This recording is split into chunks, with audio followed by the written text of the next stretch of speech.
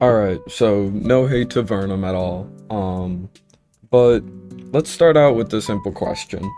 What is an objective statement? Well, according to Grammarly, objective means not influenced by personal feelings or opinions in considering or representing facts. And an objective perspective refers to a viewpoint or approach that is unbiased, impartial, and based on facts and verifiable evidence.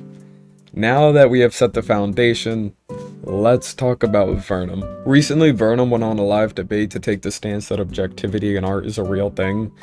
Now, personally, I don't believe debates are the best way to go about trying to formulate thoughts and reach an audience with your beliefs because everything is like on a whim, and the conversation can move fast, and trying to look at arguments made as a whole can be difficult, especially with things like circular reasoning and logical fallacies. But I know quite a few people who take this stance to art and try and define art through a means of guidelines or different criteria.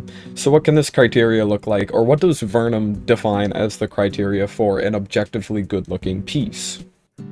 There are differences which aren't just preferences. For example, color usage, for example, composition, and all this thing which actually involves how we as humans see it, and it also involves a shit ton of theoretical knowledge of science which has formed for thousands of years. Color theory, composing theory, Cool. those So, things, they okay. exist for a reason. Some things he listed was color usage, composition, color theory, and what I believe I heard was composite theory. So now we have our foundation for the argument that was being made. This was pulled from a pretty early point on in the stream and is used as the basis for his argument throughout the Twitch VOD, of which I've linked in the description. So let's start with the first part of the color usage, composition, color theory, and composite theory. Now, when we lay it all out like this, it sounds very defining. Like, these are objective statements that Vernam is implying most of us are akin to like or follow. So let's start with the simple question. Why? Why are these the defining traits of objectivity? Well, let's go back to what objectivity is. And the quote is, not influenced by personal feelings or opinions in considering or representing facts. So what makes these the factual defining traits of art? Well, human perspective, of course. They weren't just spawned in some book on the earth one day. No, it's years of human study and a conglomerate of different opinions that formed to make it. Color usage and color theory weren't just formed, but rather a study of what us humans can perceive and what we like. Now, if I show you these colors, what about them stands out to you? Is it the fact that the colors clash well, or that the colors complement each other?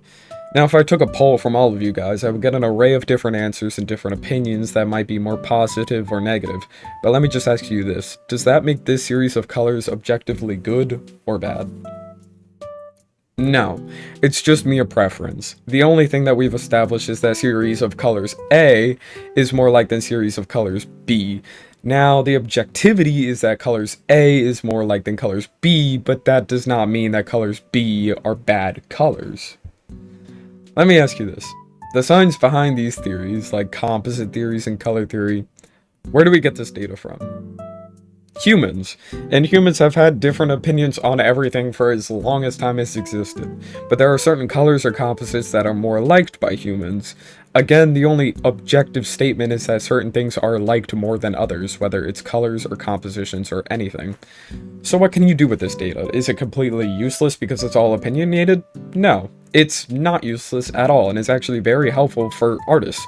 If you want to become a successful artist, following these different theories that help appeal to other humans can make it so your art or art pieces are more widely appreciated by other humans and a larger audience. It has been also proven to objectively help your popularity and let your work be more widely appreciated. But does that make it objectively good? No, that is not a fact or statement that is being said. It is simply all opinionated. These ideas do help you elevate your art to a wider audience, but that doesn't make it objectively good. It is not representing facts, just a widely accepted opinion. And why would it be? All it did was win a popularity contest, and the science just helps elevate its appreciation. But the science doesn't prove it's objective good or bad. So then what else might be the indicator of a piece being good or bad? Well, another argument that's been made is the meaning behind art. An argument that has been made is every design choice must point back to objectivity and be rationally explained. If a design approach cannot communicate or accomplish its intended job, it is a failure, no matter how pretty, awesome, or cool someone or the designer might think it is. In this specific case, or in general, when something has no idea behind it, this is what makes stuff for me tasteless. You know, this is what I'm talking about.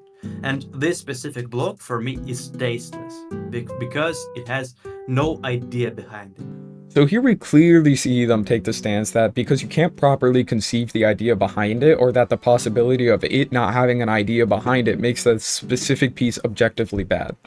Well, to find out if this is good reasoning, let's ask why. Why is the meaning of portrayal behind art the objective criteria for it? And that's the thing, it isn't. The meaning, intent, or the portrayal of an idea is in no way the defining mediator of objectivity in art. It's simply another criteria of which is applied to try and give weight to something that is all up in the air. And this is seen in so many different places in arguments. The only objective thing about it is the meaning it was made with, or the meaning you got from it. You know, you can't deny someone made something with a specific vision. I look at my projects and I know I had a certain theme that I was aiming for, and I know that what I derive from other works is what I feel. Those are objective statements. Those are facts. I thought and felt those things, and those are objective statements. But you can't say that the meaning makes the art good or bad just because it's another criteria that someone created and it's completely opinionated. If any of these criteria are the criteria that you set for art, it is opinionated criteria. If I asked many different people what criteria a piece of art would have to meet in order for them to think it's good, it would differentiate person to person. There will never be a criteria that is agreed upon by everyone and is factually intertwined in our brains, because that's not how humans work. Therefore, making it so objectivity in art is impossible, and the criteria that community set, or that one person set, isn't objective. Because in a different community or in a different person, they hold or share different values, there will never be an objectively good piece of art, and trying to define art through criteria can help us get a better understanding of its appeal, but that does not equate to its weight as an objectively good or bad piece. All that does is create objective truths behind what may appeal to a larger audience, but not to the whole of the society. So, case in point, objectivity in art is dead. Criteria in art helps us get a better understanding of what appeals to a larger audience, and appeal does not equate to objective goods or bads.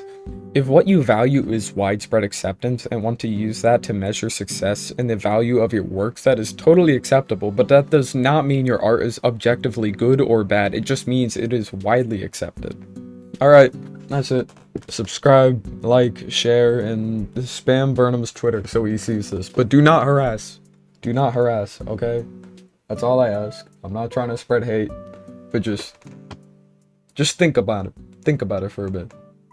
Bye.